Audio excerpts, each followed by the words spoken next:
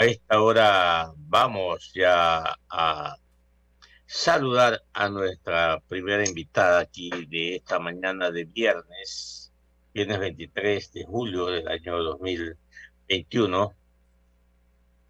Hoy día, como todas las emisoras, todos los medios de comunicación están recordando en una forma anticipada la fundación de la ciudad de Santiago. Y hoy hemos recurrido a la directora de Prisma Cultural de Radio Huancavelica. Todos los días sábados se emite el programa a partir de las 8 horas, ahora eventualmente por compromiso con la radio a las 9 de la mañana.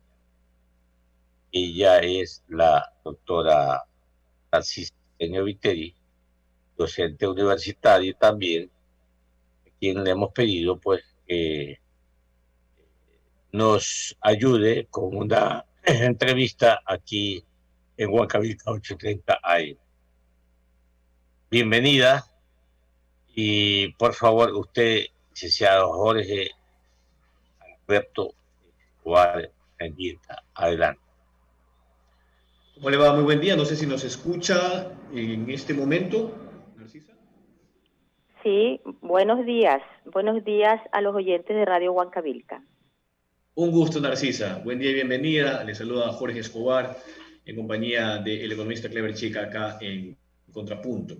Gracias por atender esta invitación. Decíamos en el bloque anterior que, de hecho, en el año 2002 se conformó una comisión de historiadores a la cabeza de Efrén Avilés Pino para dilucidar todo el proceso fundacional de Guayaquil. Y llegaron a la conclusión en esa comisión de que aquello empezó un 15 de agosto de 1534 en el sector de Liribamba, hoy la ciudad de Riobamba, capital de la provincia de Chimborazo. Y esto fue obviamente con el mariscal Diego de Almagro, y que luego tuvo todo un proceso que duró cerca de 13 años. Esto termina en 1547 en el sector de el Cerro Santana, ¿no? En esa época conocido ese sector como Cerrito Verde. Un poco para conocer el detalle de cómo fue todo este proceso fundacional que fue galopando incluso en sectores donde hoy se asientan las distintas partes de lo que es el cantón de Daule, porque fue viajando esta especie de proceso fundacional de la ciudad de Guayaquil. Y lo otro, porque tiene dos aristas esta historia, porque es un nombre, Santiago de Guayaquil. Y esto se tomó como una decisión en función del día del Santo Apóstol Santiago Mayor, quien es el patrono de la ciudad. Buen día y bienvenida. Muchísimas gracias por la oportunidad. Bien, hubo anteriormente también a la fecha que usted dice una comisión que asimismo se encargó de la investigación. En aquella ocasión estuvo a cargo de Modesto Chávez Franco, José Antonio Campos, Eleodoro Avilés, José Gabriel Pino Roca y Pedro José Huerta. En aquel momento la comisión, estoy hablando de 1929, informó al Cabildo que no se pudo conocer la fecha verdadera de la fundación. Sin embargo, esa comisión sugirió al ayuntamiento que siguiera utilizando la fecha patronal de la ciudad. Significa el 25 de julio. La aprobación del Cabildo como fecha oficial desde entonces es el 25 de julio de 1535 y se considera como fundador definitivo a Francisco de Orellana. Pero bien, vamos un poquito a recordar lo que usted ha hecho referencia. Sí, cuando hablamos de la fundación de Guayaquil, este es resultado de un proceso. Un proceso, sí, que inicia en 1534 y avanza hasta 1547. Y en ese proceso los historiadores concuerdan en lo siguiente. El nombre Guayaquil tiene un origen prehispánico. En la región litoral, aquí, esta región estaba habitada por varios pueblos indígenas que tenían actividades guerreras e intercambio comercial con pueblos localizados hacia el sur, como Perú y Chile, y hacia el norte, como México. Y ellos intercambiaban a través del río Guayas, se apoyaban en la estructura fluvial del Guayas y a través de balsas realizaban este comercio. Los pueblos indígenas que se establecieron en las cercanías del río eran producto a partir de la cultura manteña, y en este sector, cerca del río, eran conocidos como manteños del sur o como cultura huancavilca. Estoy haciendo referencia a los antecedentes antes de la fundación de la ciudad como proceso. En el último periodo de la era prehispánica, el periodo de integración, en este momento los huancavilcas abarcaban la mayor parte de la actual provincia del Guayas y también de otras provincias aledañas, donde se desarrollaron otras culturas y éstas se desenvolvieron independientes hasta la conquista española. Un poblado situado en las cercanías a la ciudad de Durán, actualmente estamos hablando de la autopista Durán-Boliche, era zona ocupada por la nación chonos de la cultura Milagro Quevedo. Al momento de la conquista, estos estaban gobernados por el cacique Guayaquile, y parece que aquí se da el origen del nombre Guayaquil. Ángel Vélez Mendoza, a través de un libro escrito por el historiador, desde luego, ya habla sobre el cacique Guayaquil, y él afirma que hay muchas referencias al topónimo, por lo menos 7 veces, en documentos anteriores a 1543. El nombre Guayaquil se debe al último asentamiento de la población en tierras de este cacique Guayaquil. Pero aparte de esta información del historiador, existen otras teorías sobre el origen del nombre. Una de ellas se fundamenta en una leyenda que fue transmitida oralmente de generación en generación y que nosotros conocemos, ¿sí? De hecho, aquí hay monumentos que están fundamentados en esta leyenda.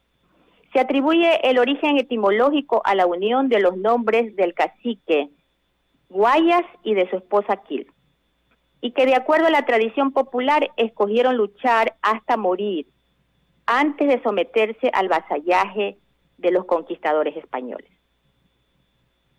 Pero ahí no es todo. Hay otro aporte de otro historiador, Francisco Huerta Rendón. Él manifiesta que Guayaquil viene de las voces gua, grande, ya, casa, y quil, nuestro, por lo que entonces esto significa nuestra casa grande. Después de escuchar todo esto, lo importante es que hoy día confirmamos, ya está confirmado, que Guayaquil inicia un proceso de fundación en 1534 y que su nombre está ligado al nombre de Santiago, en memoria del santo patrono, el Santiago Mayor, que también es patrono de otras ciudades hispanoaméricas fundadas en el periodo colonial. Varios traslados realizó la ciudad hasta 1547, que tiene el título en aquel momento de muy noble y muy leal ciudad de Santiago de Guayaquil, pero que después de la independencia en 1820, el término muy noble y muy leal desapareció, pues por asuntos evidentes. Actualmente el nombre de la ciudad es Santiago de Guayaquil. Usted me decía hace un momento, sí, fue un proceso, insistimos en esto. Y ese proceso en 1534 lo inicia Diego de Almagro, que fue enviado por Francisco Pizarro desde el Cusco. El objetivo de Francisco Pizarro era acelerar la colonización de los territorios y fortificarlos para contrarrestar la invasión de Pedro de Alvarado, que estaba en Centroamérica y que venía desde allá acá al sur. Almagro funda la ciudad Santiago en la región que los españoles llamaban Quito. Eso fue el 15 de agosto de 1534. Y sí, en el sitio que usted dice, en Liribamba, cerca del actual Riobamba. Eso significa que la ciudad nace en el sector de la sierra. Pero sabían desde el comienzo que no iba a estar mucho tiempo ahí. Tuvo que ser trasladada porque no cumplía con requisitos que el rey de España imponía. Una primera expedición con Sebastián de Benalcázar funda la villa de San Francisco de Quito el 6 de diciembre. Y a mediados de 1535 sale otra expedición con destino al litoral. De vuelta a Piura, Benalcázar agrupa a varios hombres, toma provisiones y zarpa vía marítima al Golfo de Guayaquil para avanzar hacia el río Amay.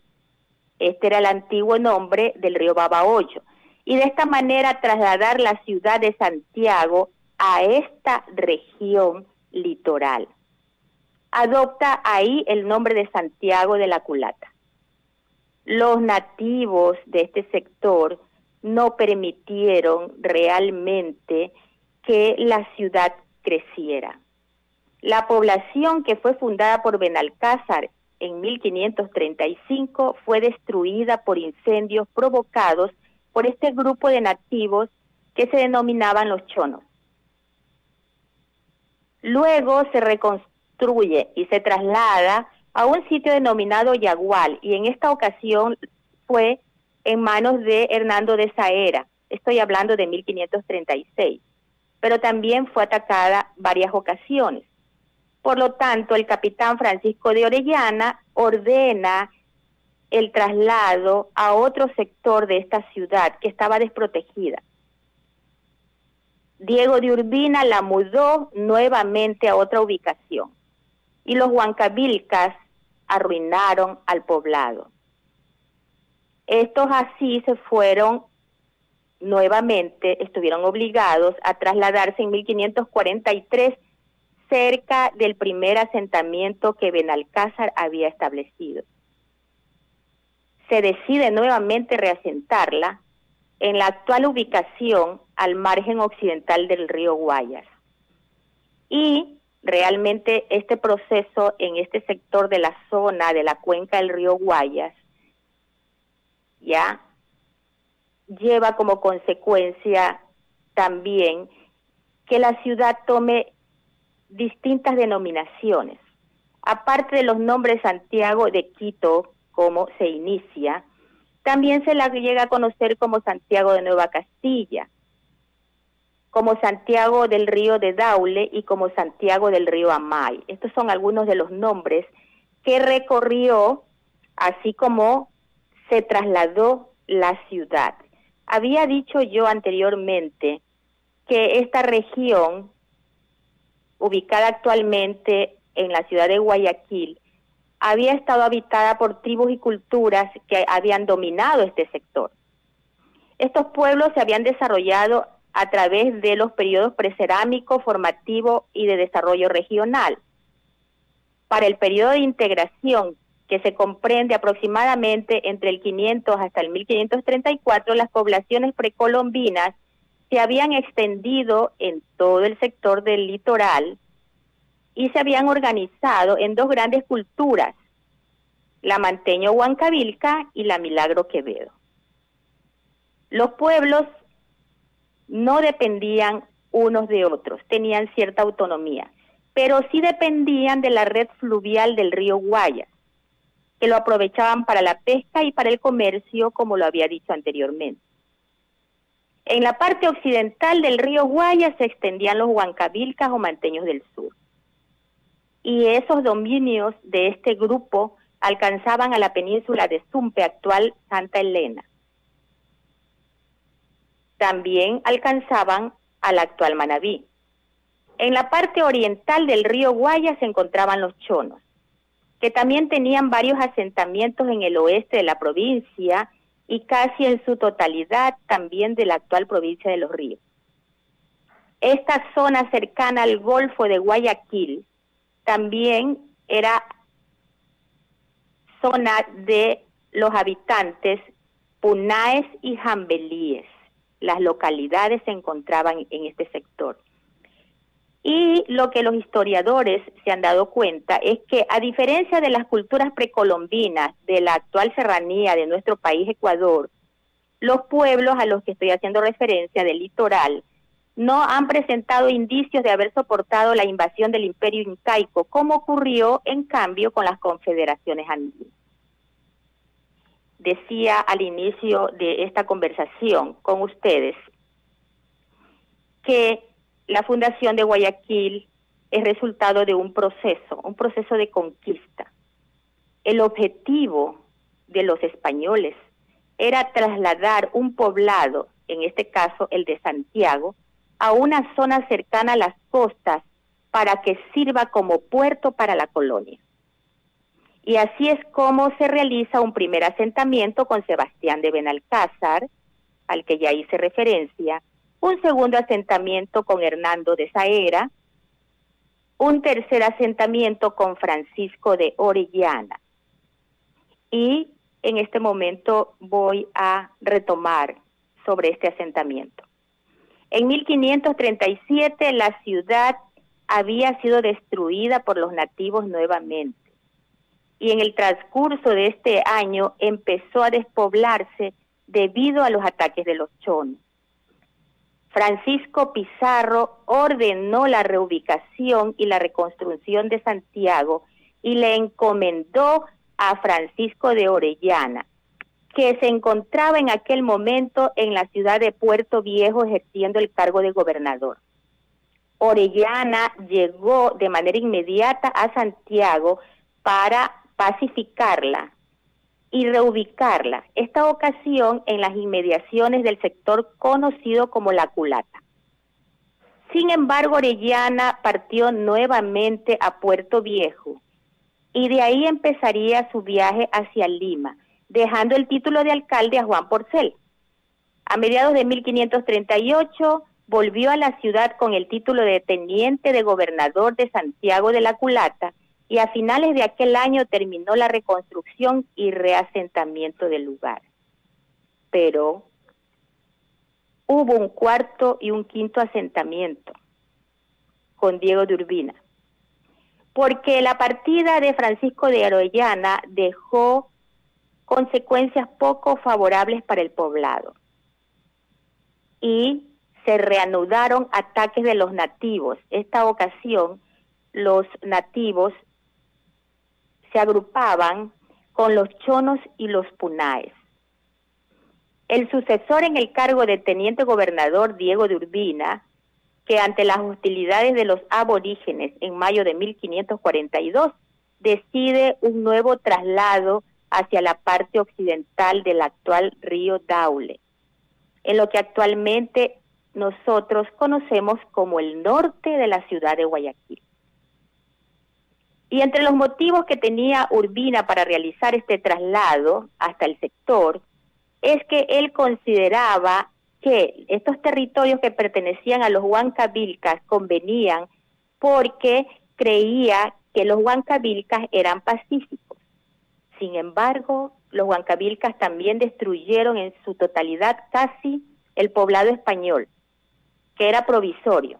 Y en aquel momento ya llamaban a Santiago como Santiago de la Nueva Castilla. Diego Urbina decidió ese traslado.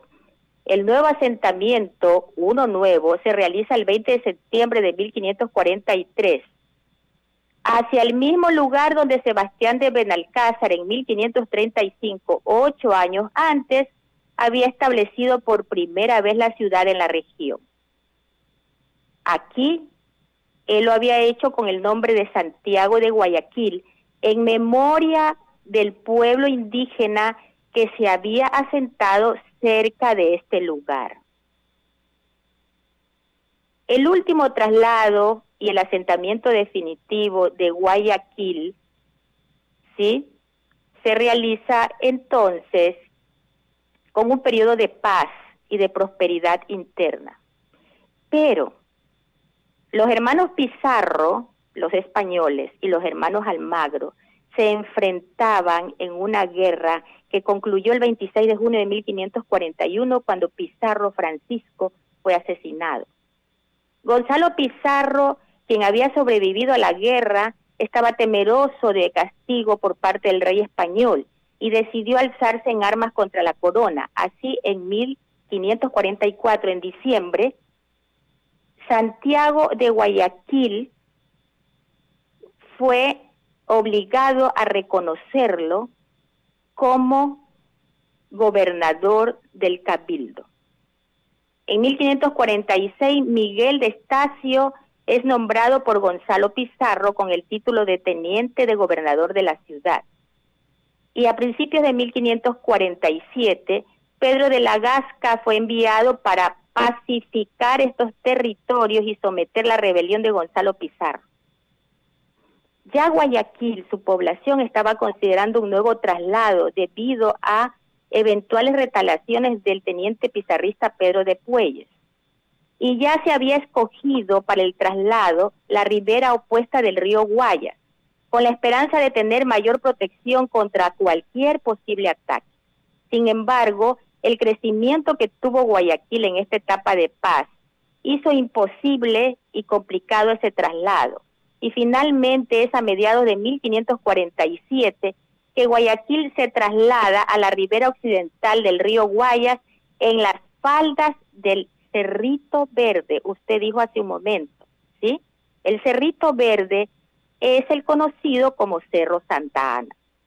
Y a partir de este asentamiento, la ciudad emprende un proceso de expansión que lógicamente estuvo marcado por varios ataques y varios incendios.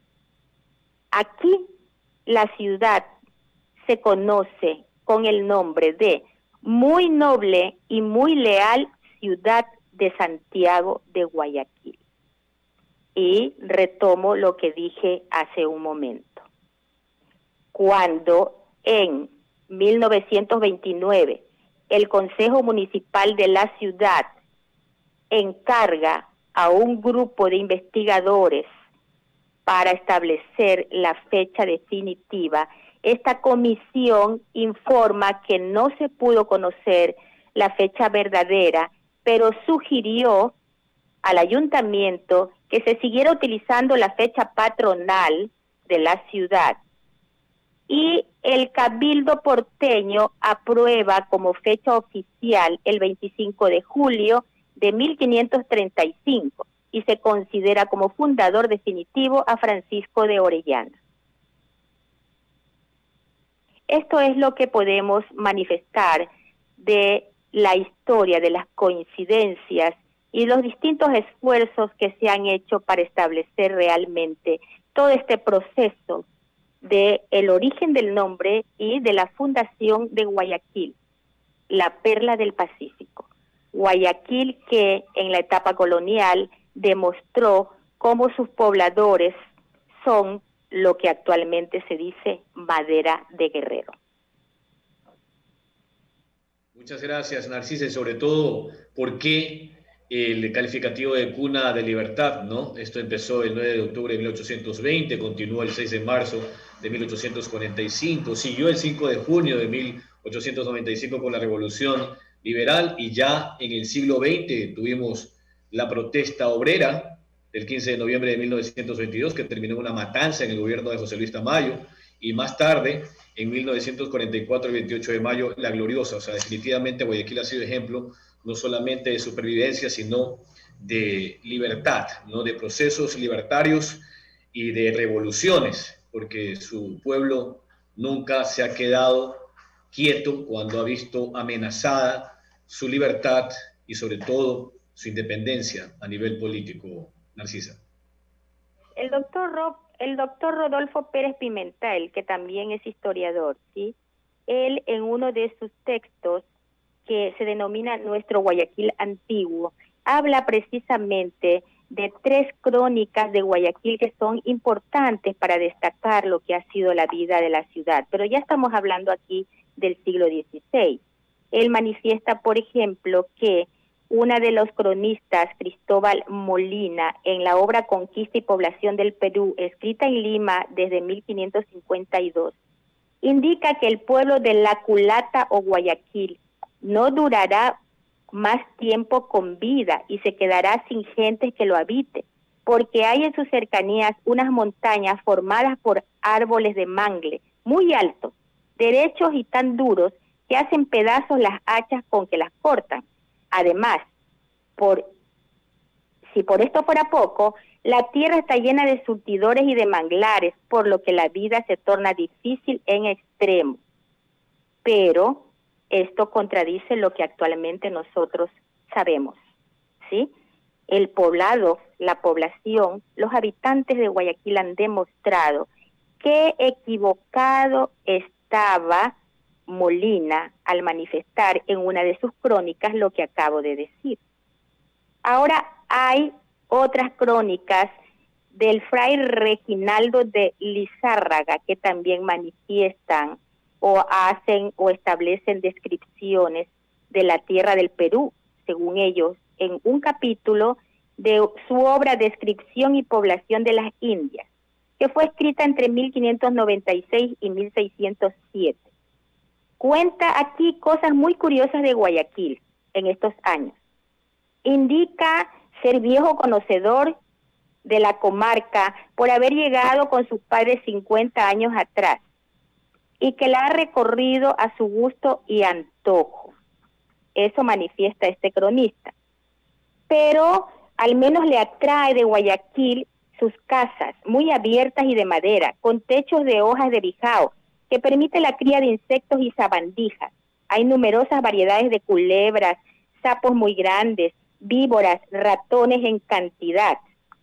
Y él protesta por la cantidad de mosquitos y zancudos, de lo más inoportunos y fastidiosos, que no permiten descansar de noche ni trabajar de día con su eterno ataque y zumbido. También se queja de la forma y situación de la ciudad. Para colmo, manifiesta, solo se puede llegar a Guayaquil en marea creciente y salir en menguante, por ser muchas las correntadas de la ría que desemboca en el Golfo. Sin embargo, él también observa cosas y sucesos buenos de Guayaquil y cuidadosamente los anota. Primero dice que en su alrededor existen grandes bosques de mucha y buena madera que se exporta a la ciudad de los Reyes, a Lima, con el fin de abastecer la demanda de tablas que allí existe para construir las más finas y elegantes residencias. Y agrega que en Guayaquil la carne de puerco es sana, la de ave es bonísima y el agua es agradable y hasta medicinal, porque en las cercanías del cerro crece en forma silvestre el árbol de zarzapilla o zarzaparilla, de donde se obtiene cascarilla con fines depurativos para curar las enfermedades infectocontagiosas de la piel y sobre todo para las venéreas, contando que para las personas afectadas del mal francés o sífilis no hay nada mejor en la tierra.